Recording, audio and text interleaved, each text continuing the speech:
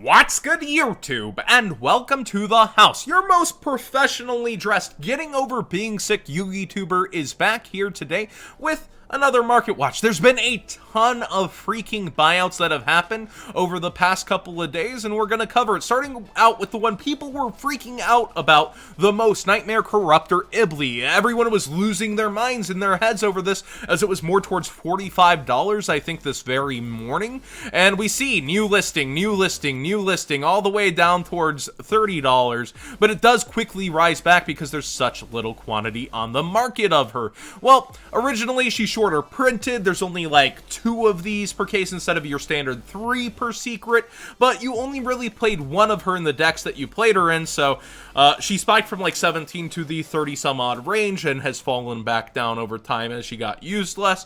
Apparently you play her in Orca, and Orca has this insanely high ceiling. In fact, one of my most recent asked questions are, John, should I get Orca or should I get Crusadia? Crusadia is kind of a punch-you-in-the-face deck that is getting cool support, but Orca likes to dance around. No pun on the music there. It likes to dance around, do combos, do crazy things, and typically decks like that have the higher ceiling in a metagame, and I'm told you play 2 to 3 Iblys in Orca. So Orca's players, do let me know in the comment section down below, if you use Ibly, how many Iblys you're actually using in your deck, and what you can end with. I've been told a 1.5 card combo with Ibly, so I'm assuming like Ibly and a discard card for Nightmares, ends up in something like a topologic Bomber Dragon and a Longyearsu, which is pretty cool for such low commitment, but at the same time, is it good enough? I don't know that that combo sells me on the deck on its own, but yeah, I've seen Orcas do some crazy things. I've also seen them brick a lot, but their new support is amazing and is going to be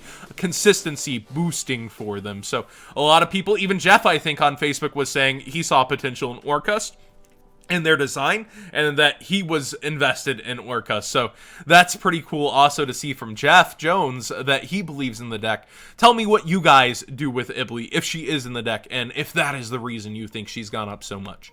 Crush Card Virus. Gold Series. I didn't think I'd see the day that this was popping back up towards 50, but $87. Complete bought out on TCG Player, and they did go for the eBay one too, but you see already a new listing for a near mint at $34. Let's make sure this hasn't been sniped or anything for my audience. Yep, still available there. I've had up all my tabs up for like 15 minutes. Things change fast on the market, but there you go. These are the kind of deals I could snipe, but I'd rather give you guys if you really have that itch. Now, in my opinion, I don't know that it's justified. You do see the next lowest near mint. I believe this is this English also? Because this is from Italy. Yeah, another English one from Italy for 52 before 60. It's interesting to see this buyout. Once a $300 card, I would personally go with the Ultimate Rare. I get it's an alter art, so it's not everybody's cup of tea or nostalgia goggles on it, but the Unlimiteds are like nothing, and when we go hunt down the lowest first edition, it's actually very cheap on here for first edition, $17 from Dragon Rock Gaming, before it's $30. So I was actually pretty tempted to buy that Ulti first ed for myself, but I'd rather get the information to you guys and save you guys some money if you're hunting down rarities and stuff like that. So what is it with this? Well, I remember my friends back in the day opening full cases for Crush Card and not getting a single one. And yeah, it used to sit at that $350 pinnacle for a card out of a set that you could buy rather than a TP card, like a tournament pack card. It was very interesting and so coveted. So I do feel like nostalgia might be creeping back towards cards like these, as we'll see throughout Market Watch. But I just think there's better versions than the Gold Series version. But I do get why people would gravitate towards this. This is what you played in Teledad. This is what you had, and I do understand that wanting what you had, feeling kind of like first edition Charizard. This is nothing close to that, but it does seem to be the reason to me why this might be bought out. Also, the quantities are easier. So we look at Retro Pack 2, and something interesting is happening with good old Ring of Destruction. I don't get this one personally. Maybe the new Lost Art promo being Ring of Destruction is causing this nostalgia grab. I don't know, but $200 to $250 for Retro Pack 2 Ring. Over here on eBay, $180 lowest before $252. I'm not really buying the hype on this one. Retro Pack, though, is a solid investment. Not at this price, obviously. If you were in beforehand instead of after, you're probably good, but man, there's so many different on-off sets like this, like DR4, that you just see consistently have stuff that go up. So it is interesting. Market price 45, attempted buyout to 100 some odd, you know, almost 200. Let's see how it falls back out. The quantity's just not going to be able to replace itself that easily, though, so fallout should be slow. But how many buyers will there be for stuff like this? Bryonic, Dragon of the Ice Barrier saw play. I see you Bongo players. You have access to Destrudo. It's a good level 6 synchro. You have Divine Sword Phoenix Blade to pitch relatively free. DT1 was clearanced out at Konami a while back, so you're not going to see tons of copies of this just floating back on market, and on eBay it's even a little more sparse. This was once one of the greatest cards in terms of synchro summons. It finds itself on the ban list and errated even. I don't know if it can hold a great price, but at the same time, man, I just don't see it coming back in waves. Like a lot of people who had bought out, you know, the DT1 from Konami, they sold a lot of their stuff when that got clearanced, so that's interesting. Also, we do see the secret rares not really budging much at all from Hidden Arsenal, I believe. Where are the first eds going to be, though? We see 319 lowest.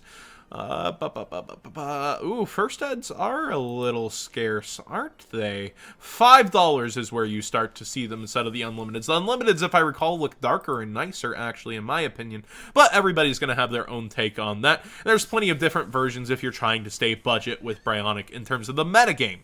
Now, it is a decent option to have if you are synchro summoning going into 6s, and the DT version's going to have kind of that nostalgia grip with it that we've been talking about throughout this market watch. In my opinion, this was a decent buyout once you saw it in the meta. Oof, I've been pushing the Cyber Dragons too much on you guys, but they just keep getting cheaper. I actually wanted to go through all of CYHO because it's dipping. It's just kind of a note. It hit its peak, and now we see it come back down to earth a little. Boral Sword was pushing 90. We see 82. We see Nessie, it was pushing 37, 38. We see 34, 50. Multiple below 35. Jackalope, finally a $17 listing, but still surviving way longer than I would have thought, above the $15 mark. So kudos to the people who did think to buy that out. You've got a good one. And again, I don't want to hit this home too much, but if you are getting Cyber Dragons, get them sooner than later. Definitely. Dual Power is going to have some stuff for you, isn't it? Gossip Shadow is up here, and I missed a point with this before, and I feel like I should come back and cover this. Apparently, it's one of the cards that you really need in Salomon Greats. It's one of the only expensive cards that you need for the deck, along with, you know, you should probably be playing cards like Impermanence and all that. But in terms of the extra deck, Gossip Shadow is something you'll want to have, I'm being told. So, maybe you should get yours sooner than later if you are wanting to play the deck, but as I've expected, it's been coming down from that initial rush of, oh, grab it if you want to play Salomon Greats. We see $28 listed right here, and then it is quickly 30 as well, but it was 35 before this, so you see by the market price. So it's been coming down despite its sales and its place in the meta among the Rongo Bongo players. So kind of an interesting dynamic. I've heard people actually ask me, do you think this should get banned over Bongo, the piece that helps make it? And my answer is always hit the problem. Bongo is the problem. The transitional piece can go elsewhere, in my opinion. The Wamen Duelist pack is falling fast. What has happened?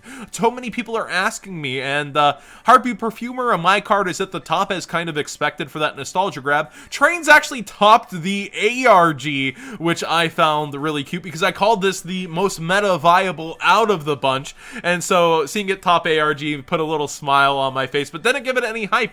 We actually see Tier 0 sold out at a more expensive price, about $9 on the Super Dreadnought Railcan and Juggernaut, and it's already $7.70. So a lot of top-rated sellers here just beating each other up for prices on TCG Player. People are asking when to get cards. Now Now, there's not going to be much more of this ripped open, especially looking at the low prices, and the set is actually going up in price from where it was listed at by just a little. You could get this for 45 a bit ago, now you're seeing 47, etc. So, in my opinion, I would personally get the singles sooner than later. I want a Garden Rose Maiden just for the art. That's the only reason I want it personally. But the Rose stuff in here is cool. It's underestimated. The Lunalight stuff is cool and underestimated. Man, the Lunalight stuff is actually really good from what I've seen in action with Yellow Martin. So maybe actually the most meta viable stuff is the Lunalights. I'm not even kidding. But the trains did already do a little bit of something, and I expect to see more regional hype in the future. We'll probably see a $20 card out of here eventually because people are going to stop ripping this open to sell it and compete. They just want it off their shelf. They want it gone, and that's why you see all the top-rated people that have overheads to pay up here at the beginning. All the 50,000 plus sales, 25K, etc. They got overhead to run. They can't sink their money in for long amounts of times. They don't want to. They're going to rip it open right now and get rid of it. So the lowest prices will be throughout this week. I think it'll dry up. You'll see targeted buyouts, and you'll see prices go up. And finally, just revisiting a buyout that I said I would revisit later. We've been doing that with Jackalope. I need to do it more follow-ups. Super Quaddles, I told you guys I thought it was a ridiculous buyout. We already see Red Layer back towards 10. We see Super Quaddle Great King Magnus, who I think can end up in other places. Probably summoned more by the boat than in its own deck throughout history already. The one in Battles of Legend. So, kind of funny to see it back down towards $12 already, despite such low quantities that should have been. We already have 36 prices. Grand Pulse kind of staying up. Kind of cute. And Magnolier completely back flat to 3. So, just kind of funny to go back through. The White Ranger didn't really get you there, but if you were wanting this and you were cringing at the buyouts and the new prices, well, you didn't have to wait long to be able to get it if you're looking forward to the new support. Thank you for enjoying today's Market Watch. Subscribe if you haven't already. Like the video if you did enjoy the conversation. And again, I do really want to hear from the Orcas players about Ibly. I want to hear what you think about these kind of nostalgia buyouts happening here and what you think about them. And it's very interesting to me what's been going on throughout this kind of past few days. And again, sorry for a little bit of a later upload than usual. Hopefully you still get this. I usually do, I think, 4 o'clock and it's going to be like 7.